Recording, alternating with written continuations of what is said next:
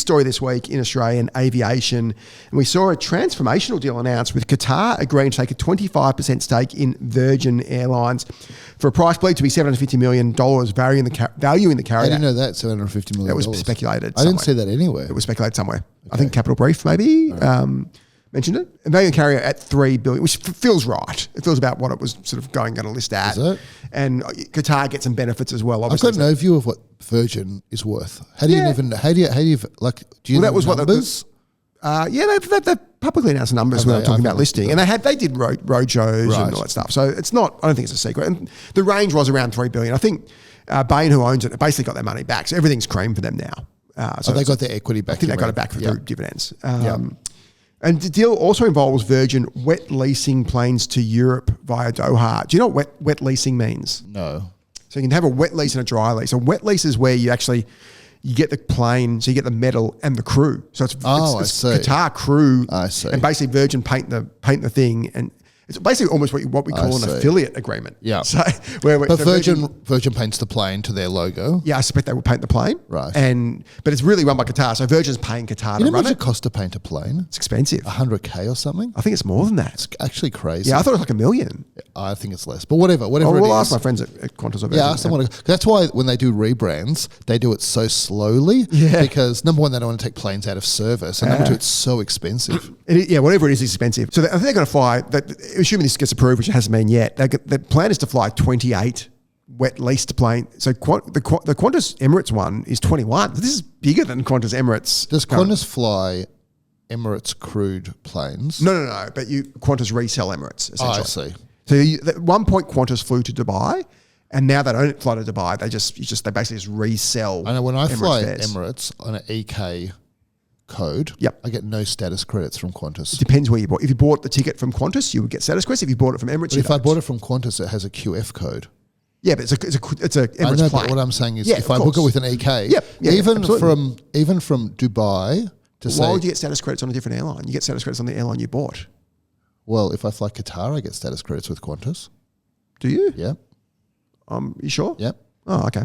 I think it's because is it a One World airline? It's One World. Yeah, well, and Emirates is One World. Well, the way I got Qantas Platinum is I used to fly Cathay so much, and I got all my status credits you get off less Cathay. credits though when you fly. Fewer credits. But even Emirates, even though Qantas does not have whatever the rights are called to fly from Dubai to like London or New York, if I fly that on Emirates, but it's on a ticket originating from Australia through Dubai, I still get no status credits. But if I book it from Dubai, I do get status credits. Yeah. So it's very complicated. Yeah, it is bizarre. Obviously, there's a cash exchange that happens with the status credits thing. Yes, presumably.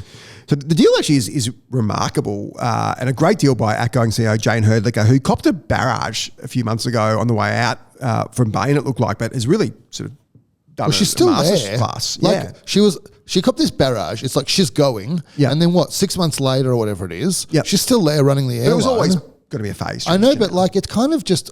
There was this whole explosion. Yeah. And then someone leaked something. Dissipated. And she continues running the airline. Yeah. And has done a very, and Jane's got her critics, but you can't, this deal is a masterclass deal.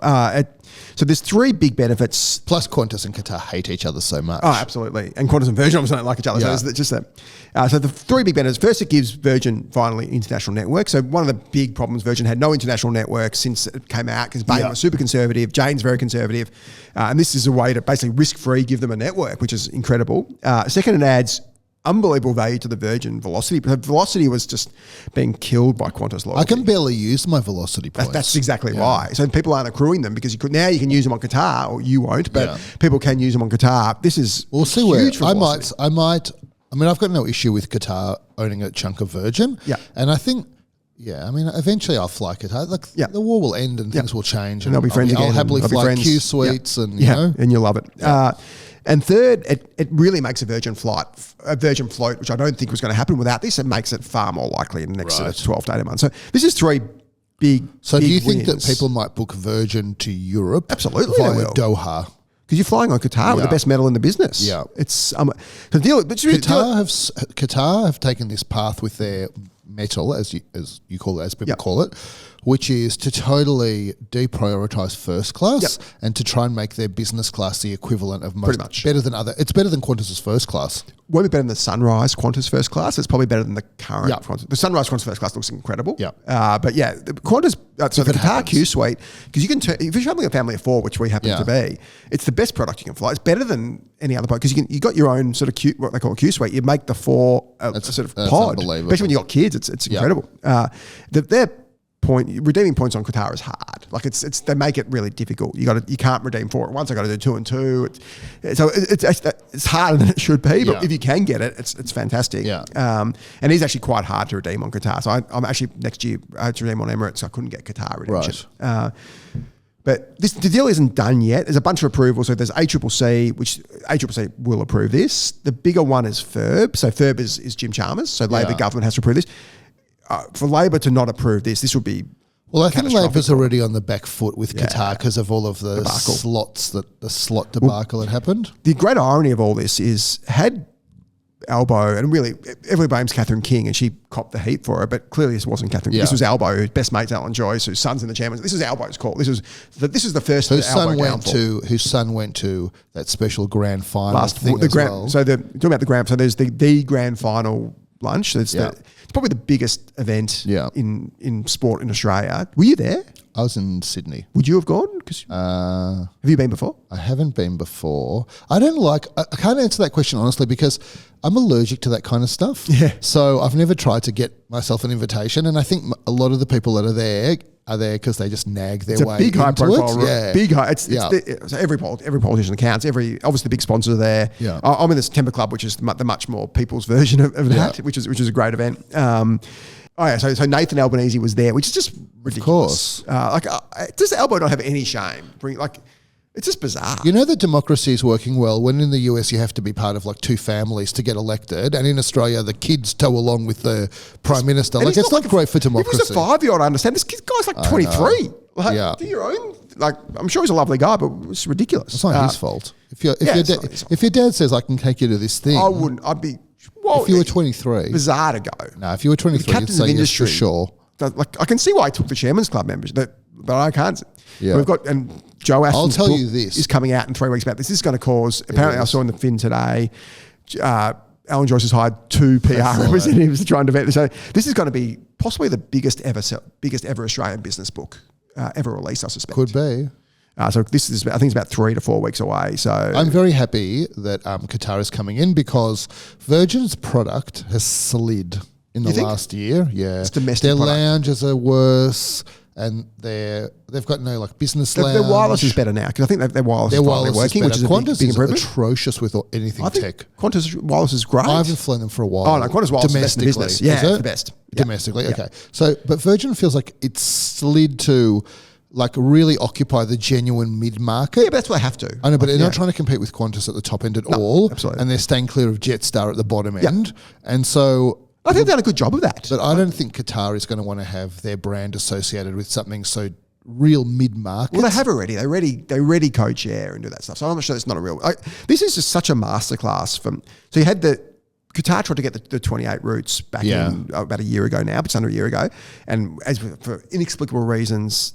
Albanese had a tough couple of years, and this is just one of the absolute own goals he committed.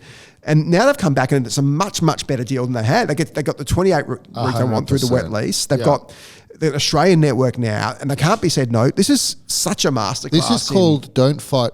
When you're fighting a war, you can't just focus on tactics. You have to focus on strategy. Yeah. And this was a bad strategy that Qantas ran. Stupid. And it just shows how Joyce became so short term. And I think... Since Joyce has gone, I think Qantas has done a 180 and improved massively. You've got John Mullen, a great chairman running it. Vanessa's done a fantastic job. It's become, Qantas is back to, I think, what it was. His product's good. Hopefully. And I think Virgin's done, I think both Australian airlines are doing a really, and clearly we work with both, so I'm a bit biased. So expensive. Internally. Yeah, it's everywhere. Expensive. So expensive. Yeah. And so that's good for shareholders. Yeah, and it's basically Qantas at record levels now. I know, but I just can't bring myself to pay the ticket prices. Yeah, I just use points every time I fly, but domestically? I only ever use points. As in you only fly domestically on points? Yeah. Oh, interesting. Yeah, can you get book in points on advance Qantas? Yeah. Oh, okay. Yeah, if you try and book, it's weird. But I'm going to Brisbane for I'm speaking at a panel for Queensland government panel. Yeah. And I use points to get there, and I'm trying to change the flight because the panel finishes early. And I thought not a single points flight Melbourne to Brisbane. So Brisbane, there's no points flight, but Sydney is pretty easy. Oh, that's interesting. So I'm not sure what's going on there, but I tell you what I think Qatar should do. This is a big call. This is called thinking out of the box. They should go to the domestic airports and create a Qatar lounge, even though they don't fly domestically. Yeah. And they should say it's for anyone that has Qatar frequent flyer membership. Yeah.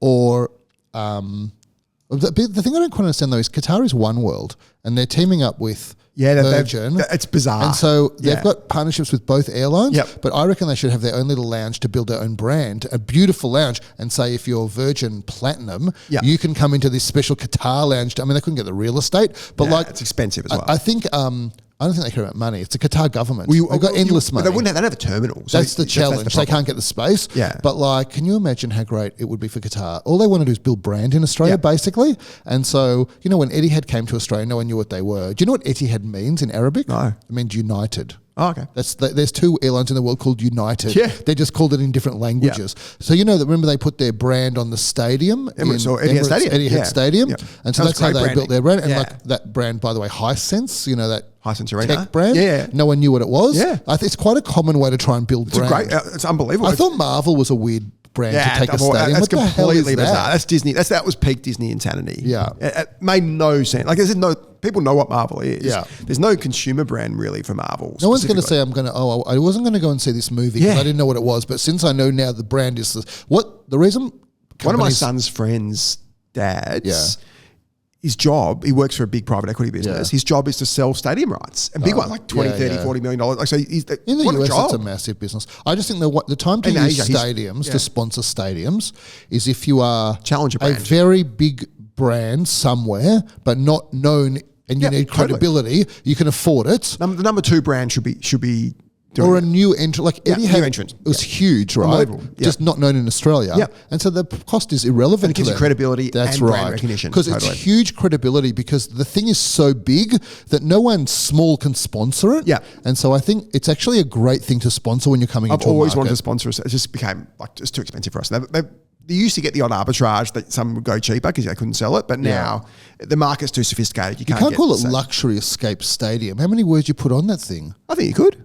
You'd have to call it LE Stadium. Nah, it's got to be Luxury Escape Stadium. People are going to put that much. Even the lettering would be too expensive. Too many letters. Stadium? .com. Are you the .com? Yeah, of course. Yeah, with the .com. Catapult got the .com only a year ago. Oh, really? Or something. Yeah. What were you before that? Catapultsports.com. Ah. But you're not a consumer business, so it doesn't really matter. I was totally unaware that we were getting the .com, and one day my email just popped up. Can you say what you paid for it? I don't know. I can say any number, but it won't be true because I don't know the answer. I don't even know we were doing it. It won't be material. I think it was a great deal. It's usually $100,000. It's always $100,000. I don't even. I'll be surprised if it was that. Yeah. No, I thought it'd be $100,000 for you guys. Well, no one anyway. I just woke up one morning and they said your email address is now at catapult.com.